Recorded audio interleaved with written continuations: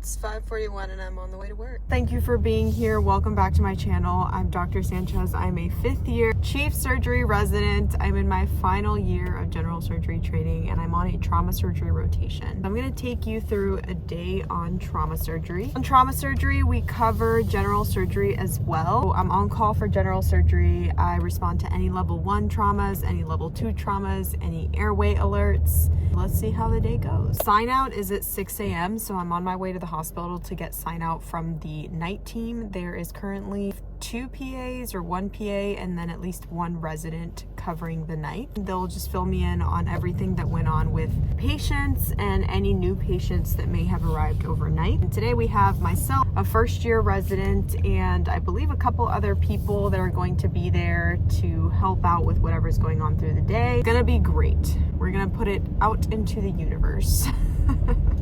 The biggest question is, do I stop and get coffee? 5:44. I have approximately 16 minutes to make it to the hospital. I live really close by, but do I have time? It depends on the coffee line. Maybe we'll drive by and see how it is. After 5 years as a resident, I finally got personalized jackets. I put my little badge on so people know who I am. Now it's just so I can actually get in the hospital because everything is pretty much badge accessible, so you can't get anywhere. This is my giant ass tote because I get really cold to the hospital. My giant ass bag, little fluffy scrunchie. I woke up so well rested this morning. I thought I slept so much. I'm like, oh my God, I probably slept like 12, 13 hours. I look at my thing, I slept 7 hours and like 20 minutes because the other night, last night, I can't even keep track of my nights anymore. I slept 2 hours because I was on a 24 the night before. It's all relative, but you should definitely sleep more than that. I should sleep more than that. We're gonna try to work on that. It's Sunday.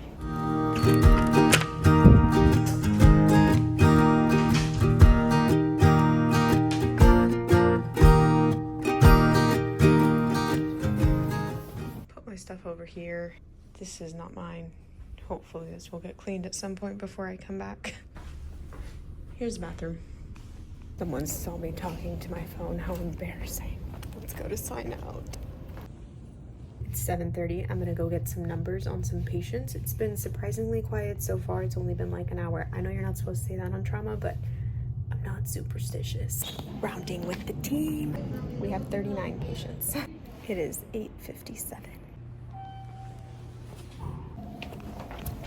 Yep, we're good. Thank you. Hello.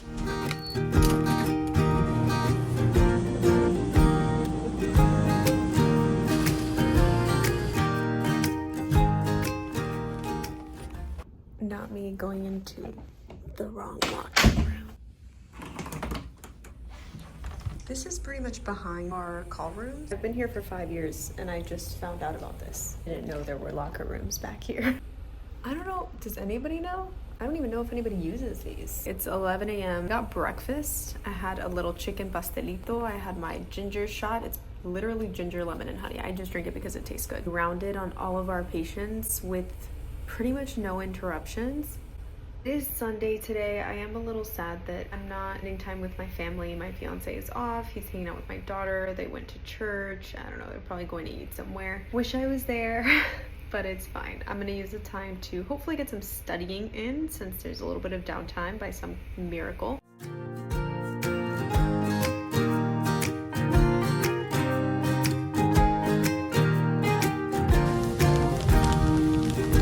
It's like our only chance to see the outside world. Hi. Hola. All female team. Yes. I've been running around. It is 2:30 and here's an update. We went to go see a couple consults. So we saw a consult for a bowel obstruction. I don't think this patient is obstructed, but we're gonna go ahead and admit them and just monitor them. There is another patient that we saw for cholecystitis, an inflammation of the gallbladder. It's due to a stone that gets stuck in the cystic duct, which is the duct that empties the gallbladder. Your gallbladder is basically a sac-like structure that holds bile. Bile is made by the liver. Some of it gets stored in the gallbladder and then it goes through the ducts into the intestine, helps break down fats. They also went and saw a level 1 trauma. This patient was involved in a car crash. They're actually quite stable right now, so there was nothing operative. We pretty much saw the patient in the trauma room. Then we followed the patient to the CT scanner. We looked at the images as soon as they were resulted, made sure that there was nothing that needed to go, that required operative intervention at that time. I'll tell you what we do when we go see traumas. Basically in the trauma bay, there's level 1s and level 2s depending on the acuity. There's certain criteria for each. Level 1s are the sicker patients. When we go see a level 1 trauma, there are a ton of people in the room. It's usually the surgical team, so either a chief resident or another resident. The attending will be there. There's an ED or an emergency medicine attending that shows up as well. Somebody from anesthesia. There's respiratory therapy. There's a bunch of nursing staff in the room. Usually EMS will bring in the patient, give us a brief summary of what happened, put the patient on the stretcher onto the bed. Then we'll start going down our ABCs. The way we approach a trauma is a very systematic way. It's the same way every single time. The first thing we have to ensure is that the patient has an airway. Talk to the patient, see if they're able to respond. Then we move on to breathing. We want to listen for bilateral breath sounds. Make sure that both lungs are being fully expanded. On to circulation. All of these things kind of happen simultaneously. So while I'm going through this assessment, this ABC assessment, there's a nurse on one side putting in IVs if the patient doesn't have any. There are other nurses, hooking up a blood pressure cuff and getting the patient on all these monitors so that we can see what's going on. At one point we do a FAST, which is basically an ultrasound looking at very specific windows, looking for any free fluid or any indication of injury. Also have an x-ray tech that will come into the room and get typically a chest x-ray and a pelvis x-ray to begin with, and then any other x-rays that we might ask for. Throughout this time, we're reassessing the patient. We're making sure the patient is stable. If they are stable, eventually they will get transported over to the CT scanner for further imaging. If they're unstable, typically we'll go straight to the operating room from the trauma bay. There are a lot of supplies in the trauma bay, so pretty much anything that you could potentially need at that time is there. Times where you even have to crack open the chest, do a thoracotomy in the trauma bay. I mentioned before, sometimes we have to intubate the patients, we have to give them certain medications, so we have all of that available. The pharmacist there as well. Sometimes we have to put in chest tubes, so we have to put in a central venous catheter or arterial catheter. Trauma is just go, go, go. Let's see what we find in a surgery call room. My jacket, my snack, it's a highlighter. I'm pretty sure I left this in here. I definitely left this in here the other day. Some people ate some, which is good. Local anesthetic. This is a Dragon. So we use this to dictate so we can talk into it, and it basically converts what we say into text on the screen. The dirty bed. My bag. This is my bag of stuff like toothpaste, Advil, etc. Just necessities that I might need. There's some eyewear, a hair tie, some ketchup, surgery labels, Penrose drain. Oh look, a scalpel. Some more local anesthetic, buddy's old jacket, an old version of the ICU book. Pretty much it. A nice assortment of surgical resident things. All the level 2. Wait, level 2.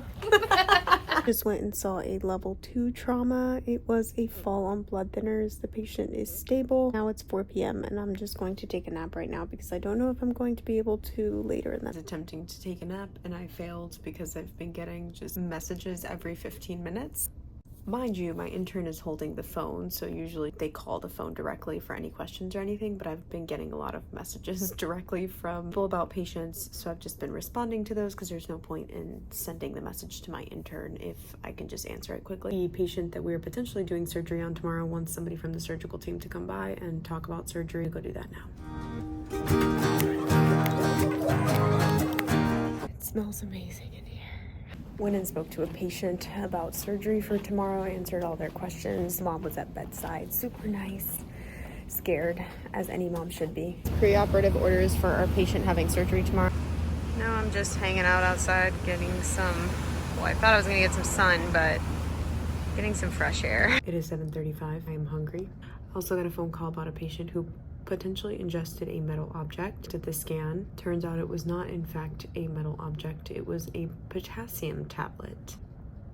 Just ordered some spicy kimchi noodles and avocado wontons from a new place. See if it actually makes it here before I get called about something else. I'm actually on my third 24 this week, so I'm glad that it's been a little bit slower than usual because your girl is tired. This week I worked a 24-hour shift on Monday. I was post-call on Tuesday, and then I worked a 12-hour shift on Wednesday. Worked like half the day on Thursday, and I did a 24-hour shift on Friday. I was post-call on Saturday, and I'm here today, Sunday, for another 24. I'm gonna be off tomorrow, Monday morning. At 6 a.m. we do sign out. I'll probably be off around 7 a.m. That was my work week. If you see me and you think I've aged about 20 years, this is why. Entry level 2. Got my Uber Eats.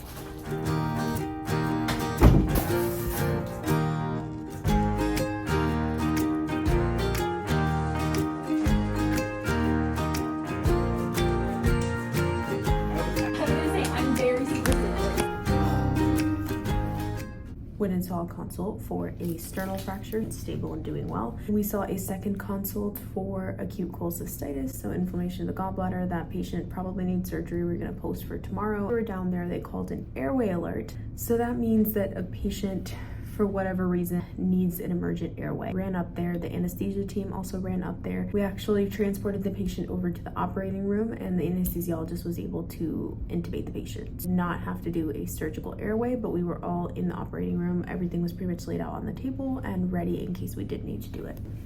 It is 10:06. Just gonna put in a note for one of the consults. The other resident is going to do the other note. 10:42, I was about to fall asleep, and we have a level 2 trauma. It's 10:54. It was an elderly patient that fell on blood thinners. We're gonna get some CT scans and then go from there. It is 12:07. I went and got sign out for the ICU because the PA that was helping out in the ICU is leaving. We'll have the ICU phone now.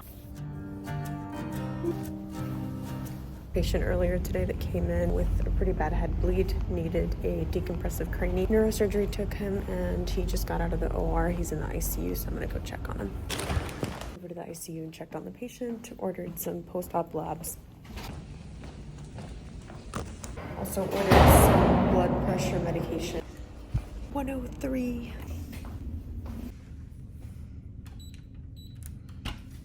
1:16, I got a phone call about a patient that's agitated, so try to take a nap now. 2:44, 3:02, going to see a consult.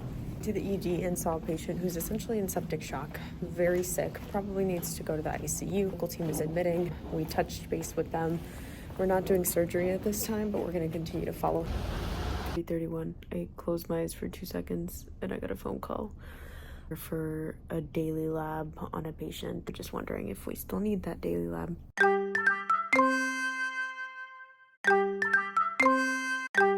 35, got another phone call. It was from the pharmacist about a medication that I ordered for a patient. She just wanted to verify that I wanted that medication. Try to fall asleep now. Wherever you pick last, that's where everything goes.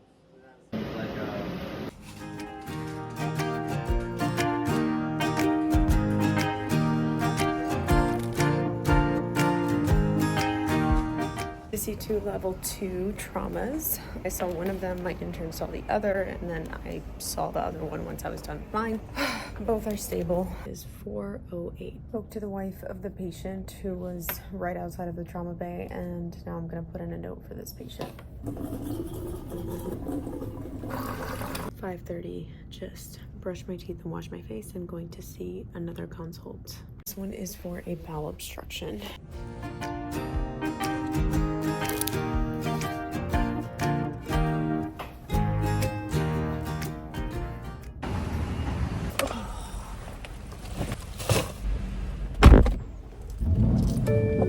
Let's go home. Let's go home. And it's still dark outside. It's a win-win-win. Starting to come up. Need to get home before it's daytime. Now you see that not every night is full of operations and the OR. Some nights are just a lot of consults, a lot of running around, seeing patients, doing consult notes, putting in orders, following up on imaging. There was a lot of following up on imaging. In fact, there were a couple imaging studies that are still not back, so we signed out to the day team and made sure that they'll be able to follow up on those. The whole 25 hours at 6:50. So thank you again for being here. Thank you for watching my channel. Sorry, this isn't the most well-produced video. I'm doing my best with my cell phone. It's almost impossible, honestly, to even video what's going on sometimes, so I try to like catch up in between. But yeah.